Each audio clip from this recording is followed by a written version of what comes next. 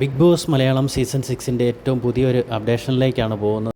ലൈവിലിപ്പോൾ ticket to ഫിനാലയുടെ task ആയിരുന്നു നടന്നത്. ആ ടാസ്ക് എന്തായിരുന്നു എന്ന് ചോദിച്ചാൽ, ഒരു പ്ലേറ്റിനകത്ത് 2 മുട്ടകൾ വെച്ചിട്ട് അതിന് മുമ്പിലായിട്ട് കുറച്ച് ടയറുകളൊക്കെ വെച്ചിട്ടുണ്ട്. അതിനകത്തുകൂടി വേണം മുമ്പോട്ട് പോവുക.